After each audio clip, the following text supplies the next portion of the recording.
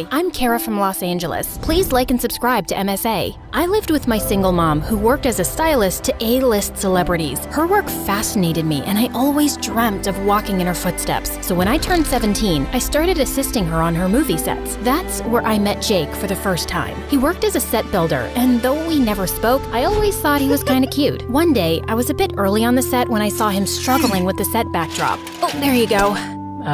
Thanks. I was sure I was gonna fall today. I'm Jake, by the way. I'm Kara.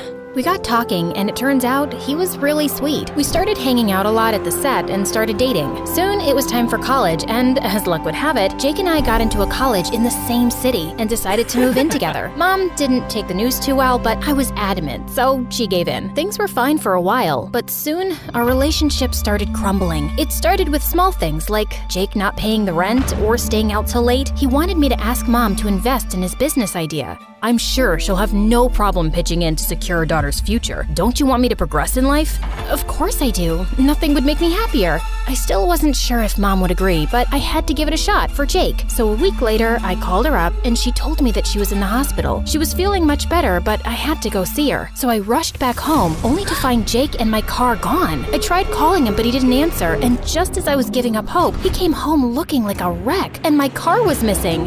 What happened? Where's my car? The car's gone. I got into a bad accident, babe. Gone? What do you mean gone? My mom's not well and I had to go see her. What am I supposed to do now? I'm telling you, I got into an accident, but all you care about is your car and your mom. You're unbelievable. I didn't. But Jake slammed the door in my face. I felt so bad about the whole thing, so I decided to make up for it by selling my mom's vintage Rolex watch to get money for Jake's business. It broke my heart to part with it, but I had to do it for Jake. Mom was discharged soon after, but she was still mad at me for not showing up. I thought after Jake got the money, he'd be happy, but instead he got more distant. He was always on his phone or traveling, and if I asked him, he simply shrugged and said it was for business. But then one day when he was gone, I checked his bank statements and saw a transfer of $500,000 in his account. What are you doing? What the heck is this, Jake? Where did you get the money? I wanted to tell you sooner, but I got so caught up. I won the lottery. Isn't that amazing? A lottery? When? How? You gave me the money, I bought the tickets, I won the money, blah, blah, blah. Long story short, I'm rich now. My heart dropped to my butt. I sold my watch to get money for lottery tickets? How could you be so insensitive? You should have asked me. Oh, and why should I do that? Did I ask you to sell your junk? No, right? And will you please stop overreacting? I won, didn't I? What? You're more stupid than I thought if you think money is everything in life. I don't care. And listen, I'm tired of dating your broke butt anyway. I thought maybe your mom would help me pay my bills and I could finally live a good life. But we all know how that went. So I'm off, and here's a little cash to keep you afloat. And don't call me. Jake packed up his stuff and moved out, leaving me in total shock. I couldn't believe I could fall for someone like him. I wanted to call Mom and tell her everything, but that would only stress her out more, so I decided against it. The next few weeks were a blur. I was still trying to wrap my head around the way Jake had treated me, and I felt like a total idiot. And one day, while walking back from college, I was so lost I didn't realize I'd stepped right into heavy traffic. Before I could process it, I felt an arm pull me back onto the sidewalk. Hey, watch where you're going. Are you trying to get yourself killed? I looked up and saw the most gorgeous guy was towering above me like an angel. Oh my God, I'm so sorry. Thank you.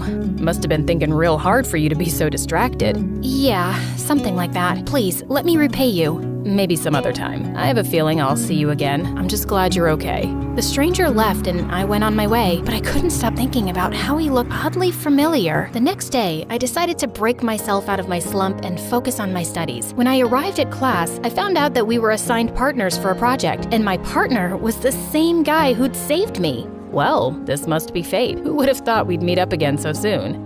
Wow, I had no idea we were in the same class. Well, now you do. I'm Noah. Noah and I hit it off immediately. He was funny, charismatic, and he always made me feel at ease. We were great together, and one day when he asked me out for a coffee date, I agreed. But just as I reached the cafe, I heard him talking on the phone with someone. You don't have to worry. I'll arrange the money for Mom's operation. I'm working on it as we speak. As soon as he saw me, he stopped and smiled. Hey, you're early. What happened? Why are you looking at me like that? Yeah, sorry. No problem. Let's go, shall we? Noah kept saying something, but my mind was spinning in all directions.